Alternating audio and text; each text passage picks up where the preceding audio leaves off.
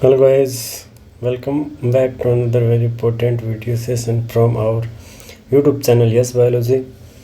मेरा नाम है Dharmpal Dhaka and this particular video we will talking about the very first lecture of structural organization in animals. Starting from the very basic thing, and the most basic thing about the any chapter is introduction or definition. So let's talk about the structural organization and in animal tissue यानी जंतुओं का उत्तक किसे कहते हैं? A tissue is a group of similar sales having a specific function and origin. यानी उत्तक है वो एक समान कोशिकाओं का ऐसा समूह है जिनकी उत्पत्ति है ना, जो उत्पत्ति में सेम हो और जिनका कार्य क्या हो, स्पेसिफिक हो। यानी कोशिकाओं का समान या असमान आकृति की कोशिकाओं का ऐसा समूह है जिनकी उत्पत्ति तथा कार्य क्या हो, एक समान। A tissue is a group of similar sales having a specific function and origin. यानी जिनका कार्य और उत्पत्ति क्या हो, एक समान, और कोशिकाओं का क्या होता है, समूह है, वो क्या कहलाता है, उत्तक। ये यहाँ पे कोशिकाएं बनी हुई देख रहे हो आप, ये जैसे एक सेल है, ये अनदर सेल, ये सभी कोशिकाएं हैं। यहाँ पे ये कोशिकाएं हैं, लेकिन इनका आकार एक समान होना जरूरी नहीं है, असमान भी आकार हो सकता है। कोशिकाओं का ग्रुप है ये, और ये स्पेसिफिक फंक्शन यानी विशिष्ट कार्य करता है। और उत्पत्ति क्या है इनकी, जिनकी उत्पत्ति भी एक समान हो और वो एक समान कार्य को करते हो, कोशिकाओं का ऐसा समूह कहलाता है उत्तक। एनिमल टिश्यू है वो मेनली कितने प्रकार का दिखाई दे रहा है अपने को, 4 प्रकार का। फर्स्ट ऑफ ऑल वो है एपिथेलियल टिश्यू, उसके बाद है कनेक्टिव टिश्यू, फिर है मस्कुलर टिश्यू और न्यूरल टिश्यू। तो जंतु उत्तक कितने प्रकार का, 4 प्रकार का। पहला है एपिथेलियल यानी, उसके बाद है संयोजी उत्तक यानी कनेक्टिव टिश्यू, मस्कुलर यानी पेशीय उत्तक, न्यूरल टिश्यू यानी तंत्रिका उत्तक। तो उत्तक कितने प्रकार का, एनिमल टिश्यू मेनली कितने प्रकार का, 4 टाइप का मिलता है जंतुओं में। सबसे पहला टिश्यू है वो है एपिथेलियम या epithelial tissue. It has a free surface that faces body fluid और आउटसाइड इन्वायरमेंट। एपिथेलियल टिश्यू में मुक्त सतह पाई जाती है जो क्या करती है, बॉडी सरफेस को फेस करती है, यानी जो अपनी अंदर की जो भित्ति है बॉडी कैविटी की, वो किसकी लेयर पाई जाती है, उसके ऊपर एपिथेलियल टिश्यू की लेयर पाई जाती है। और जैसे ये स्किन है, ये इन्वायरमेंट के संपर्क में, इसका मतलब ये स्किन है वो किस प्रकार का उत्तक है, वो एपिथेलियल टिश्यू। कवर और लाइन, कवर भी हो सकता है, जैसे स्किन है ये कवर कर रही है, और अंदर है बॉडी वाल के अंदर लाइन भी पाई जा सकती है। कवर और लाइन बॉडी और body parts. Cells are compactly packed with little intercellular matrix. इस प्रकार के एपिथेलियल टिश्यू में कोशिकाएं जो कॉम्पैक्टली पैक्ड रहती है, यानी इनके बीच में स्पेस है वो बहुत ही कम होता है। लिटल इंटरसेलुलर मैट्रिक्स, कोशिकाओं के मध्य जो जगह है इंटरसेलुलर मैट्रिक्स है वो क्या है, लिटल यानी बहुत ही कम मात्रा में। एपिथेलियल टिश्यू है वो अनदर आगे डिवाइड करते हैं, कितने भागों में बांटते हैं, सिंपल और कंपाउंड एपिथेलियल टिश्यू 2 भागों में बांटते हैं। सिंगल लेयर यानी कोशिकाओं की एक ही लेयर है वो कहलाता है सिंपल एपिथेलियल टिश्यू। उसके बाद अगर कोशिकाओं की एक से अधिक लेयर है तो वो कहलाता है संयुक्त उपकला उत्तक। एपिथेलियल टिश्यू को क्या बोलते हैं हिंदी में, उपकला उत्तक। और अगर कोशिकाओं की एक ही लेयर है तो वो है सिंपल यानी सिंपल एपिथेलियल टिश्यू। एक से अधिक कोशिकाओं की लेयर है तो वो कहलाता है संयुक्त उपकला उत्तक, मल्टी लेयर एपिथेलियल टिश्यू। उसके बाद है simple epithelial tissue composed of a single layer of cell. एकल परत की कोशिकाओं से मिलकर बना उत्तक कहलाता है सरल उत्तक। इट लाइंड बॉडी कैविटी, देह गुहा को आवृत करता है। डक्ट यानी वाहिनियों को, ट्यूब यानी नलिकाओं को किसके द्वारा, कौन से उत्तक द्वारा आवृत रहता है, सिंपल एपिथेलियल टिश्यू द्वारा। Based on structural modification of cell, simple epithelial is 3 type. Structural modification यानी रूपांतरण, संरचनात्मक रूप से कोशिकाएं रूपांतरित होकर एपिथेलियल टिश्यू अनदर कितने टाइप का, 3 टाइप्स का। सबसे पहला है सिंपल स्क्वेमस एपिथेलियम, उसके बाद है क्यूबॉइडल एपिथेलियम, और third one is columnar epithelium squamous यानी सरल सल्की उपकला, क्यूबोइडल यानी और उस क्यूबोइडल है ये घनाकार, और उसके बाद है कोल्यूमिनर यानी स्तंभाकार उपकला उत्तक। स्क्वेमस को बोलते हैं कौन सा उत्तक? सरल सल्की उपकला। क्यूबोइडल को बोलते हैं सरल घनाकार उपकला उत्तक। नाम से ही पता लग रहा है सिंपल स्क्वेमस उपकला यानी कोशिकाएं वो किस प्रकार की होगी? सिंपल स्क्वेमस टाइप की होगी। क्यूबोइडल यानी कोशिकाएं होगी घनाकार आकृति की। जिस प्रकार के उत्तक में कोशिकाएं घनाकार आकृति की है वो एपिथेलियल उत्तक कहलाता है, क्यूबोइडल एपिथेलियम। और जिसमें कोशिकाएं कोल्यूमिनर यानी स्तंभाकार आकृति की होती है वो कहलाता है सिंपल कोल्यूमिनर एपिथेलियम। तो structure based on structural modification, structural यानी संरचनात्मक रूप से कोशिकाएं अलग अलग आकार की है तो वो एपिथेलियल टिश्यू वहाँ पे अलग अलग प्रकार का हो जाता है। अगर सल्की प्रकार की चपटी कोशिकाएं हैं तो वो उत्तक कहलाता है सिंपल स्क्वेमस एपिथेलियम। अगर कोशिकाएं घनाकार आकृति की है तो वो उत्तक कहलाता है घनाकार यानी सिंपल क्यूबोइडल एपिथेलियम। अगर कोशिकाएं स्तंभ आकृति की है ना, स्तंभ नुमा संरचना की कोशिकाएं तो वो कहलाता है सिंपल कोल्यूमिनर एपिथेलियम। उसके बाद simple squamous epithelium thin layer of flattened यानी चपटी कोशिकाएं हैं। थिन लेयर यानी पतला स्तर बनाती है चपटी कोशिकाएं मिलकर क्या बनाती है? Flattened layer with irregular boundary found in the walls of blood vessels and lungs alveoli. कुप्पिका किसमें? फेफड़ों की संरचनात्मक और क्रियात्मक इकाई होती है एल्वियोलाई, और उस कुप्पिका की भित्ति का निर्माण करती है सिंपल स्क्वेमस एपिथेलियम। और blood walls of blood vessels यानी जो आर्टरी वेन और कैपिलरी है उनकी भित्तियों का निर्माण भी करती है कौन सा उपकला उत्तक? सिंपल स्क्वेमस एपिथेलियम उत्तक। और इसका कार्य क्या होता है? वो होता है फॉर्म ए डिफ्यूजन बाउंड्री यानी विसरण बाउंड्री का निर्माण करती है कौन सा उत्तक? सिंपल स्क्वेमस एपिथेलियल उत्तक। डिफ्यूजन यानी विसरण होता है, इसके द्वारा क्या होता है? विसरण का कार्य। यानी अगर एल्वियोलाई है तो एल्वियोलाई की वाल से CO2 और ऑक्सीजन गैस का विसरण होता है ब्लड और लंग्स के बीच। तो जो एल्वियोलाई की वाल है वो किससे मिलकर बनी होती है? सिंपल स्क्वेमस एपिथेलियम उत्तक से, और वहां से गैसों का क्या होता है? डिफ्यूजन। यानी इस प्रकार का उत्तक कौन सा कार्य करता है? डिफ्यूजन का कार्य करता है। गैसों का क्या होता है? विसरण। जो कार्बन डाइऑक्साइड गैस है वो डीऑक्सीजनेटेड ब्लड से जाती है कुप्पिका के अंदर, और कुप्पिका के अंदर भरी रहती है ऑक्सीजन, वो डिफ्यूज होकर जाती है कौन से? ब्लड में, और ब्लड हो जाता है ऑक्सीजनेटेड वो ब्लड फिर वहाँ से बॉडी पार्ट में जाता है। उसके बाद क्यूबोइडल एपिथेलियल यानी सरल घनाकार उपकला उत्तक। इस प्रकार के उत्तक में जो कोशिकाएं हैं वो किस आकृति की होती है? क्यूब लाइक सेल यानी घन आकृति की कोशिकाएं होती है, और क्यूब लाइक सेल्स मिलकर बनाती है simple cuboidal epithelium composed of cube like cells found in duct of glands. ग्रंथियों की जो नलिकाएं हैं उनमें किस प्रकार का उत्तक पाया जाता है? क्यूबोइडल एपिथेलियम पाया जाता है। And tubular parts of nephron, nephron का नलिकाकार भाग है वो किस प्रकार के उत्तक से मिलकर बना होता है? क्यूबोइडल एपिथेलियल टिश्यू से। फंक्शन क्या है? सिक्रीशन और एब्जॉर्प्शन, स्रावन और अवशोषण का कार्य करता है वो कहलाता है क्यूबोइडल एपिथेलियम। स्रावन और अवशोषण, सिक्रीशन और एब्जॉर्प्शन। सिंपल स्क्वेमस एपिथेलियम था वो करता है डिफ्यूजन, किस गैसों का डिफ्यूजन करता है वो है सिंपल स्क्वेमस एपिथेलियम। सिक्रीशन और एब्जॉर्प्शन, सिक्रीशन कहाँ पे?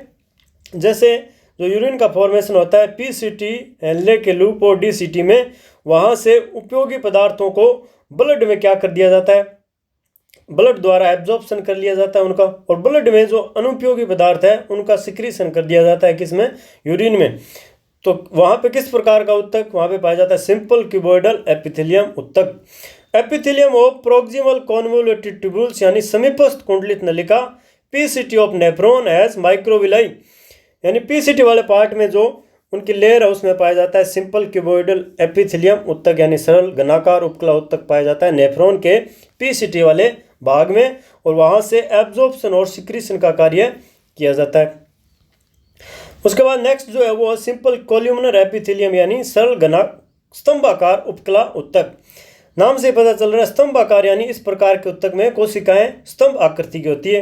Composed of tall and cylindrical cells, their nuclei are located at the base. इस प्रकार के उत्तक में केंद्रक जो बेस पे यानी आधार पे पाया जाता है। फ्री सरफेस में हैव माइक्रोविलाई, यानी मुक्त सतह पे माइक्रोविलाई भी पाया जाता है। Found in lining of stomach and intestine, ये उत्तक किसका निर्माण करता है? अमाशय और आंत की भित्ति का निर्माण करता है। कोल्यूमिनर एपिथेलियम, क्योंकि वहाँ पे क्या होता है? एब्जॉर्प्शन होता है। तो ये उत्तक भी करता है सिक्रीशन और एब्जॉर्प्शन, यानी पचित भोजन का अवशोषण करता है। तो यह कहाँ पाया जाएगा? यह पाया जाएगा स्टमक और इंटेस्टाइन में। इस प्रकार के उत्तक में कोशिकाएं टॉल और सिलेंड्रिकल होती है। न्यूक्लियाई पाया जाता है बेस पे और फ्री सरफेस पे पाया जाता है माइक्रोविलाई। तो यह कहलाता है सिंपल कोल्यूमिनर एपिथेलियम, यानी सरल घनाकार उपकला उत्तक। इसके बाद modification of columnar and cuboidal cells. Cells bear cilia on their free surface. जब कोल्यूमिनर और क्यूबोइडल एपिथेलियल सेल्स के ऊपर सीलिया अगर धारण कर लेती है ये सभी कोशिकाएं, तो वो कहलाता है सीलिएटेड एपिथेलियम। किस प्रकार का उत्तक? जब क्यूबोइडल एपिथेलियल उत्तक और कोल्यूमिनर एपिथेलियल उत्तक बियर सीलिया यानी सीलिया को धारण कर लेता है, तो वो कहलाता है ciliated epithelium. Present in the inner surface of hollow organ. Hollow organ के इनर सरफेस पे सीलिएटेड एपिथेलियम पाया जाता है, जैसे ब्रोंक्यूल्स और फैलोपियन ट्यूब्स। इसका कार्य क्या होता है? टू मूव पार्टिकल और mucus in a specific direction over the epithelium. Epithelium के ऊपर म्यूकस या फिर कोई डस्ट पार्टिकल है, जैसे अपनी जो ब्रोंक्यूल्स हैं, अपने रेस्पिरेटरी सिस्टम में ट्रेकिया और ब्रोंक्यूल्स है, तो वहाँ पे सीलिएटेड एपिथेलियम पाया जाता है जो डस्ट पार्टिकल को म्यूकस के साथ आउटसाइड बाहर की तरफ, है ना, मूव करता है, मूव कराता है। डस्ट पार्टिकल अगर गलती से सांस के साथ अंदर चले गए तो उन पार्टिकल्स को आउटसाइड यानी बाहर की तरफ एक डायरेक्शन में मूव कराता है। कौन सा उत्तक? सीलिएटेड एपिथेलियम म्यूकस के साथ। और ऐसे ही फैलोपियन ट्यूब है, उसमें ओवा है, ओवम यानी अंडाणु को भी गति कराता है, वहाँ पे भी क्या पाया जाता है? Ciliated epithelium. तो अगर क्यूबोइडल और एपिथेलियल सेल्स अपनी सरफेस पे bear cilia on their free surface, तो वो कहलाता है सीलिएटेड एपिथेलियम। ये कहाँ पाया जाता है? ब्रोंक्यूल्स और फैलोपियन ट्यूब में सीलिएटेड एपिथेलियम पाया जाता है। और ये कार्य क्या करता है? टू मूव पार्टिकल और mucus in specific direction over the epithelium. इसके बाद है ग्लैंडुलर एपिथेलियम। मॉडिफिकेशन पढ़ रहे हैं हम कोल्यूमिनर और क्यूबोइडल एपिथेलियम का। क्या पढ़ रहे हैं? मॉडिफिकेशन ऑफ कोल्यूमिनर और क्यूबोइडल एपिथेलियम। पहला मॉडिफिकेशन हमने पढ़ लिया इनका, वो था सीलिएटेड एपिथेलियम। इसके बाद है glandular epithelium. For secretion, Shravan के लिए ये किस में मॉडिफाइड हो जाता है? ये उत्तक ग्लैंड्स में या ग्रंथिकाओं में। There are two types, unicellular glandular epithelium और multicellular. Consist of isolated glandular cells, goblet cells of the alimentary canal. आहार नाल की गोबलेट कोशिकाएं हैं, वो यूनिसेलुलर ग्लैंड का उदाहरण है। गोबलेट कोशिका पाई जाती है स्टमक में या आहार नाल में। वो किस प्रकार का उत्तक है? वो एक ही प्रकार की कोशिकाओं या एक ही कोशिका है वो, तो इसलिए वो कहलाता है यूनिसेलुलर ग्लैंडुलर एपिथेलियम। उसके बाद मल्टी सेलुलर एपिथेलियम, जो स्लाइवरी ग्लैंड है, जो पसीने का या लार का स्रावन करती है, स्लाइवरी ग्लैंड, तो वो मल्टी सेलुलर ग्लैंड्स का एग्जाम्पल है। और वो मॉडिफिकेशन है किसका? वो मॉडिफिकेशन है कोल्यूमिनर और क्यूबोइडल सेल्स का। तो दूसरा मॉडिफिकेशन हो गया, जैसे ये गोबलेट सेल्स और उसके बाद स्वेड ग्लैंड्स होती है, वो भी ये जैसे गोबलेट सेल है यहाँ पे, और स्वेड ग्लैंड है जैसे स्लाइवरी ग्लैंड है, वो किसका मॉडिफिकेशन है? वो है कोल्यूमिनर और क्यूबोइडल एपिथेलियम का। उसके बाद है ग्लैंडुलर एपिथेलियम में based on the mode of pouring of their secretion glands are two types, exocrine gland और endocrine gland. They release secretion through duct. तो वो अगर किसी प्रकार की ग्रंथियों की अगर वाहिनियाँ होती है, उनकी खुद की वाहिनी के थ्रू अगर वो सिक्रेशन करती है, तो वो कहलाती है exocrine gland. Exocrine gland are secrete mucus, saliva, ear wax, oil, milk gland, digestive enzyme का स्रावन करने वाली सभी ग्लैंड ये कहलाती है एक्सोक्राइन। म्यूकस ग्लैंड हो वो भी एक्सोक्राइन, सलाइवा का सिक्रीशन करने वाली एक्सोक्राइन ग्लैंड होती है। ईयर वैक्स, उसके बाद ऑयल ग्रंथियाँ, मिल्क ग्लैंड्स, डाइजेस्टिव एंजाइम का सिक्रीशन करने वाली सभी एक्सोक्राइन ग्लैंड होती है। एंडोक्राइन ग्लैंड्स में आती है, इनकी किसी प्रकार की डक्ट नहीं होती है। They produce hormone. Endocrine gland और डक्टलेस ग्लैंड भी कहलाती है। अंतःस्रावी ग्रंथियाँ, इस प्रकार की ग्रंथियों में किसी प्रकार की वाहिनियाँ नहीं पाई जाती है, अपना स्रावन सीधा ब्लड में, है ना, ब्लड में रिलीज करती है, तो ये कहलाती है डक्टलेस ग्लैंड या एंडोक्राइन ग्लैंड। और ये हार्मोन का सिक्रेशन करती है, इसलिए ये क्या कहलाती है, एंडोक्राइन ग्लैंड्स। इसके बाद compound epithelium, composed of multi layer cells, यानी एक से अधिक सूत्रों से मिलकर बना यह उत्तक होता है, वो की कहलाता है संयुक्त उपकला उत्तक। लिमिटेड रोल इन सिक्रीशन और एब्जॉर्प्शन, श्रावण और अवशोषण में इनका लिमिटेड रोल रहता है। They cover by dry surface of skin, moist surface of buccal cavity, pharynx, inner lining of ducts of salivary glands and pancreatic glands, इन सभी की कवरिंग पाई जाती है, वो पाई जाती है कंपाउंड एपिथेलियम उत्तक द्वारा, यानी संयुक्त उपकला उत्तक द्वारा। और उसके बाद फंक्शन है protection against chemical and mechanical stress. Protect करती है किसको, रसायनों से और यांत्रिक आघातों से बॉडी ऑर्गन को क्या करती है, ये प्रोटेक्ट करता है। कौन सा उत्तक, कंपाउंड एपिथेलियल टिश्यू यानी संयुक्त उपकला उत्तक। लिमिटेड रोल रहता है इसका, किसमें, सिक्रीशन और एब्जॉर्प्शन में। ये किसको कवर करता है, dry surface of skin, moist surface of buccal cavity, मुख गुहा की जो नम त्वचा है उसको भी, वहाँ पे मुख गुहा में अपना कौन सा उत्तक पाया जाता है, कंपाउंड एपिथेलियम उत्तक पाया जाता है। फेरिंग्स यानी गर्सनी में कौन सा उत्तक, कंपाउंड एपिथेलियल उत्तक। इनर लाइनिंग ऑफ डक्ट्स, वाहिनियों की आंतरिक भित्ति में भी। सलाइवरी ग्लैंड और पैनक्रियाटिक ग्लैंड की पैनक्रियाटिक डक्ट है, जो पैनक्रियाज अपना अग्नाशय है, लीफ आकृति का, स्टमक में पास में, उसकी जो वाहिनी है उसको बोलते हैं पैनक्रियाटिक डक्ट, और उसकी इनर लाइनिंग और सलाइवरी ग्लैंड यानी लार ग्रंथियों की इनर लाइनिंग है, वो बनाता है कंपाउंड एपिथेलियल टिश्यू। उसके बाद cell junction, the junction that provide structural and functional link between adjacent cells, यानी आसपास की कोशिकाओं के बीच लिंक यानी जोड़ता है। फंक्शनल और स्ट्रक्चरल यानी संरचनात्मक और क्रियात्मक रूप से आसपास की कोशिकाएं सेल जंक्शन द्वारा जुड़ी रहती है ना, जिससे पदार्थों का आदान प्रदान होता है। जैसे एक कोशिका दूसरी कोशिका से सेल जंक्शन, है ना, कोशिका संधियों द्वारा जुड़ी रहती है। इस सेल जंक्शन द्वारा पदार्थों का क्या होता है, आदान प्रदान। The junction that provide structural and functional link between adjacent cells. There are 3 type of cell junction. First of all tight junction, उसके बाद एडहेरिंग जंक्शन और गैप जंक्शन। तो सेल जंक्शन हो गए मेनली कितने प्रकार के, 3 प्रकार के। पहला है टाइट जंक्शन, उसके बाद एडहेरिंग जंक्शन और गैप जंक्शन।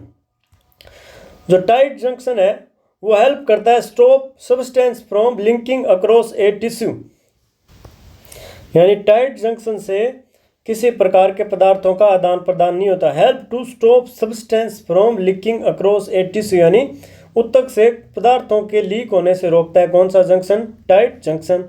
और इसके विपरीत जो गैप जंक्शन है वो आयन, स्मॉल मॉलिक्यूल और बिग मॉलिक्यूल का रैपिड ट्रांसफर होता है, किससे, गैप जंक्शन से। Facilitate the cells to communicate with each other by connecting cytoplasm of adjoining cells for rapid transfer of ion, small molecule and big molecule। Gap junction से आयनों का, छोटे अणुओं का और बड़े अणुओं का रैपिडली यानी तेज गति से आदान प्रदान होता है आसपास की कोशिकाओं और उत्तकों में। कौन से जंक्शन द्वारा, गैप जंक्शन द्वारा। साइटोप्लाज्मिक कनेक्शन रहता है ये। टाइट जंक्शन में किसी प्रकार के पदार्थों का आदान प्रदान होता ही नहीं है। एडहेरिंग जंक्शन है perform cementing to keep neighbouring cells together. Perform करता है किसको, सीमेंटिंग को, बनाए रखता है आसपास की कोशिकाओं के मध्य। कौन सा जंक्शन, एडहेरिंग जंक्शन। इसके बाद कनेक्टिव टिश्यू, सिंपल टिश्यू था अपना वो सरल उत्तक। इसके बाद आता है कनेक्टिव टिश्यू यानी संयोजी उत्तक। संयोजी ऊतक जो है it links and support other tissue और ऑर्गन। ये सपोर्ट यानी सहारा प्रदान करता है किसको, ऊतक और ऑर्गनों को, और आपस में क्या करता है, जोड़ने का कार्य। ऊतकों को जोड़ता है और अंगों को सपोर्ट करता है यानी सहारा प्रदान करता है। कौन सा ऊतक, कनेक्टिव टिश्यू यानी संयोजी ऊतक। Most abundant in complex animal यानी जटिल ऊतकों में सबसे अधिक मात्रा में पाया जाने वाला ऊतक कहलाता है connective tissue. All connective tissue except blood have fibroblast cell. रक्त के अलावा जितने भी संयोजी ऊतक होते हैं उनमें फाइब्रोब्लास्ट यानी कोशिकाएं पाई जाती। कौन से ऊतक को छोड़कर, रक्त को छोड़कर। All connective tissue except blood have fibroblast sales यानी रक्त को छोड़कर बाकी सभी ऊतक में फाइब्रोब्लास्ट कोशिकाएं पाई जाती है। They secrete fibrous protein called collagen and elastin protein. जो फाइब्रोब्लास्ट सेल होती है वो फाइब्रस प्रोटीन, कोलेजन और इलास्टिन प्रोटीन का सिक्रीशन करती है। फाइब्रोब्लास्ट सेल कौन से फाइबर का सिक्रीशन करती है, कोलेजन प्रोटीन और इलास्टिन प्रोटीन जो फाइब्रस प्रोटीन से मिलकर बने होते हैं उनका सिक्रीशन करती है fibroblast cell. They give strength यानी शक्ति प्रदान करते हैं, और उसके अलावा इलास्टिलिटी यानी लचीलापन और प्रत्यास्थता प्रदान करते हैं। इलास्टिसिटी यानी प्रत्यास्थता, फ्लेक्सिबिलिटी यानी लचीलापन प्रदान करते हैं ऊतक को। तो कोलेजन और इलास्टिन प्रोटीन है वो टिश्यू को क्या प्रदान करते हैं, strength, elasticity and flexibility. The cells also secrete modified polysaccharide matrix which accumulate between cell and fiber. और ये कोशिकाएं जो है सिक्रीट करती है किसको, पॉलीसेकेराइड मैट्रिक्स को, which accumulate between cell and fibre, जो कोशिका और इन फाइबर्स के मध्य इकट्ठा रहता है। क्या, पॉलीसेकेराइड, जो किसके द्वारा सिक्रीट किया जाता है, इन ऊतकों की कोशिकाओं द्वारा सिक्रीट किया जाता है। तो ये अपना कनेक्टिव टिश्यू है, इसमें किस प्रकार के फाइबर पाए जाते हैं, elastin fibre fibroblast cell secrete करती है, इसके अलावा कोलेजन फाइबर। और ये कनेक्टिव टिश्यू क्या करता है, लिंक और सपोर्ट करता है अदर टिश्यू और ऑर्गन को, अदर ऊतकों और अंगों को लिंक यानी जोड़ने का कार्य करता है। जैसे दो हड्डियां हैं, जो दो हड्डियां यानी बोन्स है वो आपस में लिगामेंट द्वारा जुड़ी रहती है ना। इसी प्रकार ये सपोर्ट प्रदान करता है यानी मजबूती प्रदान करता है, सहारा प्रदान करता है अपने बॉडी ऑर्गन को। Most abundant in complex animal, जटिल जंतुओं में सबसे अधिक पाया जाने वाला ऊतक कौन सा है, कनेक्टिव टिश्यू यानी संयोजी ऊतक। All connective tissue except blood have fibroblast cell, blood को छोड़कर सभी connective tissue except blood have fibroblast cell यानी ब्लड को छोड़कर सभी संयोजी ऊतक में फाइब्रोब्लास्ट कोशिकाएं पाई जाती है, जो फाइब्रस प्रोटीन को सिक्रीट करती है, जो कहलाती है कोलेजन और elastin protein. They give strength, elasticity and flexibility to tissue, ऊतकों को फ्लेक्सिबिलिटी, इलास्टिसिटी और स्ट्रेंथ प्रदान करता है यह ऊतक। The cells also secrete modified polysaccharide matrix which accumulate between cell and fibre. जो कनेक्टिव टिश्यू अपना था, इसके बाद सिंपल टिश्यू के बाद, सिंपल टिश्यू है वो सेल जंक्शन का निर्माण कौन सा ऊतक करता है, सरल ऊतक या सरल ऊतक, जिसमें कनेक्टिव टिश्यू ये इस प्रकार के जंक्शनों का निर्माण नहीं करता है। सरल ऊतक हमने पढ़ा सिंपल और कंपाउंड है ना। ग्लैंडुलर ये मॉडिफिकेशन था, सिलिएटेड एपिथेलियम ये भी मॉडिफिकेशन था ऊतकों का, columnar epithelium, cuboidal epithelium, squamous epithelium जो कोशिकाओं की आकृति के आधार पर सिंपल एपिथेलियम था, वो 3 प्रकार का था। कौन कौन सा, स्क्वेमस एपिथेलियम, क्यूबॉइडल एपिथेलियम और कोल्यूमिनर एपिथेलियम। एपिथेलियल टिश्यू लेयर के आधार पर सिंपल और कंपाउंड, अगर एक लेयर है कोशिकाओं की वो कहलाता है सिंपल एपिथेलियम टिश्यू, एक से अधिक लेयर मल्टी लेयर है वो कहलाता है कंपाउंड एपिथेलियम टिश्यू। ये सभी कवर करता है। सिंपल एपिथेलियम टिश्यू है वो बॉडी पार्ट्स को कवर करता है, फ्री सरफेस पे भी पाया जाता है और आउटसाइड एनवायरनमेंट के संपर्क में भी रहता है एपिथेलियम टिश्यू। और इनके बीच में लिटिल इंटरसेलुलर मैट्रिक्स पाया जाता है, बहुत ही कम मात्रा में इंटरसेलुलर मैट्रिक्स रहता है सिंपल एपिथेलियम टिश्यू में। टिश्यू किसे कहते हैं, a tissue is a group of similar sales having specific function और ऑर्गन। उत्तक जो है समान और असमान आकृति की कोशिकाओं का ऐसा समूह है जो उत्पत्ति में एक समान हो तथा वे सभी मिलकर एक समान कार्य करते हैं, वो कहलाता है उत्तक। तो उत्तक कितने प्रकार के? Epithelium tissue, connective tissue, muscular tissue और नर्वस टिश्यू। सो उत्तक हो गया कितने प्रकार का? 4 प्रकार का उत्तक हो गया। ये अपना चैप्टर अपने कौन सा? स्ट्रक्चरल ऑर्गेनाइजेशन इन एनिमल, जंतुओं का संरचनात्मक संगठन। 11th क्लास के बायोलॉजी का अपन चैप्टर पढ़ रहे हैं। बाकी जो है नेक्स्ट क्लास में पढ़ेंगे। तब तक के लिए जय हिंद, जय भारत।